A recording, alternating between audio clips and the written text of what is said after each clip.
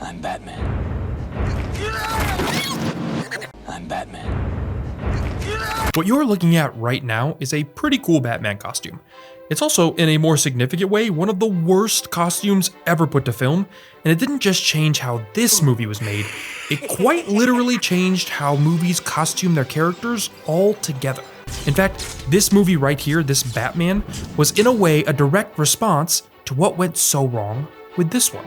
But it's not just the Bat. There's a trend in blockbuster movies across the board that's almost impossible to miss, and one you've probably already noticed. Why do movie costumes look so weird now?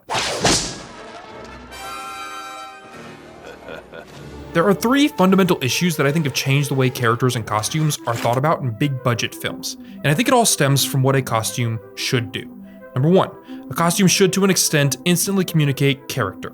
80s films did this incredibly well, and it should feel original to that character, unique, like Indy. He's a classic adventure hero, rugged, worn, and you see all of that, even in his silhouette. And as it takes inspiration from fiction before it, it still feels unique to him. Two, costumes need to reflect the world of the movie. Think of the used universe approach George Lucas took with the original Star Wars trilogy. And three, it should feel like a part of the movie's design, not a feat of design itself. Take the costuming in the Lord of the Rings trilogy, for instance. I've never watched these movies and even for a second been removed from a scene to focus on what Frodo is wearing. It's in essentially all three of these ways that we see modern blockbusters. Traitor! Star Wars is actually a great place to start. Vader's costume is iconic. It blends its influences perfectly. Samurai armor, militant aesthetics, priest-like robe, nothing looked like him, and his silhouette, again, iconic. But that became a problem decades later. Issue 1 with modern costuming is too many films use costumes as nostalgia bait instead of using them to communicate character. The Force Awakens is a prime example of this. J.J. Abrams stated that he wanted the sequel trilogy to feel like the original trilogy, so he used costuming as bait. Remember Luke? Yeah, so does Rey's costume. What about Han, the rugged bounty? Yep, that's the same vibe. What about Vader? Here's the cover song. What all these costumes really communicate is, look at how Star Warsy these look. Not meet these new characters that are meant to stand on their own. Why do the rebels, who were underfunded and scrappy, still have the same uniforms decades later, even in the context of an evolving massive galaxy? Great question, but maybe that's just coincidence, a stagnant organization. Let's look at the First Order. This is functionally just a glossier, over-polished copy of the original Stormtrooper armor. This was part of Lucas's used universe, as he called it. It all felt cheap, mass-produced, mechanical, and these are the same idea without the personality and original thought. The problem is, these are all different characters in the same universe that Luke, Vader, and Han already exist in. This is not a reboot, it is a continuation. So why aren't they given costumes that treat them as such? Nostalgia. That's why. And as usual with big budget films, there's no middle ground. So issue 2 ends up being the opposite extreme. What would you prefer? Yellow spandex? These are the notorious leather X-Men suits. Suits that the director believed in so much he essentially mocked the audience for not wanting before the movie even hit screens. When rebooting something or remaking it, you typically want to do so out of love for the source material. These suits are a wild diversion from the source material, but are a clear, if failed, attempt at accomplishing the second thing movie costumes should do: feel like an extension of the world. What's confusing is, in a world with this, and this, and this, why would this have been so crazy? It wouldn't have been. See here, this is a bright yellow, tight, leather outfit and an extension of a world that just finished delivering an anime sequence. A world of heightened reality. This works. You can see this problem in a lot of places. Here in Lanterns, why would you ever make the first look at these characters look like this instead of this?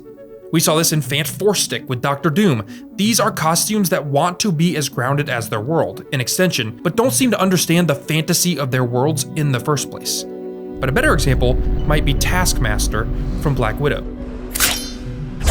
Melina, this is the last time that we... This is what Taskmaster looks like in the comics. This is a terrifying, dark costume, and it exists in a cinematic world where this was real. So how then is this Taskmaster costume an extension of the world as opposed to just being an over-designed attempt to look modern or grounded? And this attempt at modernity is the exact same problem these costumes had in the X-Men movies. Your worlds aren't modern. They have personality beyond existing today. So modern shouldn't be what your costumes give off. That should not be the goal. And yet so many costumes take this approach. But even if you haven't noticed these first two issues, you absolutely have noticed the third, because it is by far the biggest reason that movie costumes have become so much less, well, interesting. What you're looking at right now is referred to as the Batman turn. This suit in Tim Burton's 1989's Batman was a disaster. Michael Keaton literally couldn't turn his head in it or even walk in a straight line normally.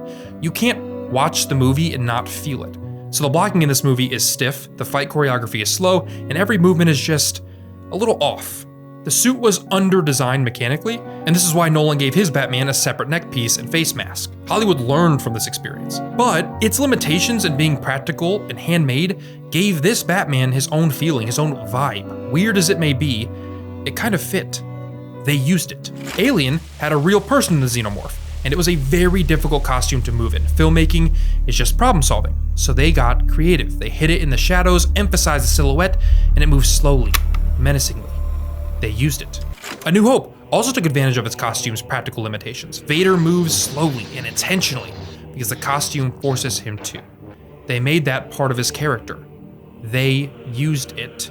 Costumes used to synergize with the filmmaking. Now, movies take the opposite approach. Movie costumes are dramatically over-designed way too frequently. We are in the era of costume maximalism in big movies. Let's start visually. What ridiculous nonsense, Your Highness. He is obviously lying. Here is Jafar. Bold, clean colors, simple silhouette. That's what gave him menace. Here he is in Disney's live-action Aladdin remake. This costume is his entire character design. There is no reason to complicate it to this degree. Thor, Love and Thunder's gold and blue suit. None of this makes any sense. It doesn't tell us anything, and it's so over-designed that you couldn't tell me one good reason for the existence of half of these patterns, or lines, or the circles, almost any of it. These are the Knights of Ren, concept art that basically just wandered into a movie. They aren't even really characters, but so much attention is drawn to their design when they're on screen. They're cool, but with no function. Not all too dissimilar from this. Why do all of this just to throw the character away? If your costuming calls attention to a character, it needs to be for a good reason. Otherwise, you've over-designed it. This was supposed to be the DCEU's take on Frank Miller's Dark Knight Returns Batman. He looks like a Lego set. This doesn't even pretend to be functional.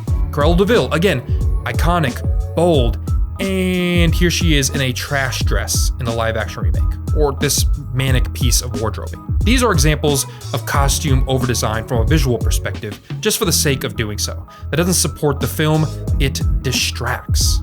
But the more unfortunate truth about the over-designed maximalism of movie costumes today is more and more movies don't want to design real costumes anymore at all. As costumes lean more into over-design, we're losing what made these costumes special. They were real. You don't have to look that far back. You don't have to go back to the 80s. In Captain America Civil War, Black Panther's suit was largely practical. It looked great. It grounded the character. A nice change of pace as the MCU began to experience a bit of power creep. Then somehow we get this CGI mess. Detached from the environment, detached from physical lighting, Marvel's even given their fancy liquid CGI an in-universe excuse: nanotechnology. This nanotech is just a fancy way of saying costuming is too difficult or expensive to do practically. This has a tangible impact on the filmmaking. If you feel at some point that the MCU turned into all-powerful space wizards exploding the world, part of that is because the movies stopped grounding themselves in the physical limitations of practical filmmaking and costuming. Costuming and practical costuming played a huge role in how authentic what you're watching felt. It is literally how you view characters. It also played a huge role in how you ground characters, how they move, how they behave, just like they would in real life. Movies now aren't just removing that from their films, it's mixing and matching this over-designed CGI approach so things like this just feel a little uncanny. Or worse, altogether removed from reality, theirs included. And these issues aren't hidden, with many other people like Brown Table pointing out these issues with the MCU over the last few years.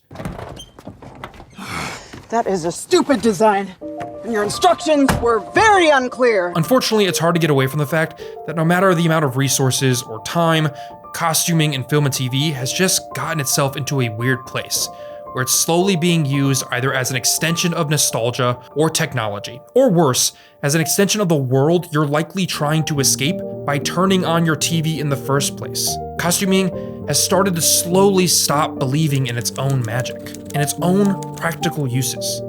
In fact, media in general is becoming less about the magic of practical, tangible problem solving, and more about the miracle of using technology to avoid the problems altogether. And that sudden lack of friction is something you can feel on your screens. Look good, feel good is the old adage, but it turns out that feel good part sometimes requires something to feel. Your characters deserve better, and so do their costumes. If you're nothing without this suit, then you shouldn't have it, okay? That is it for today's episode of Nowhere to Land. If you enjoyed this one, press that like button down below. And if you haven't yet done so, hit subscribe. And all that little bell button does down there is make sure you're actually notified when something comes to the channel. So hit that too, so you don't miss anything. And this has been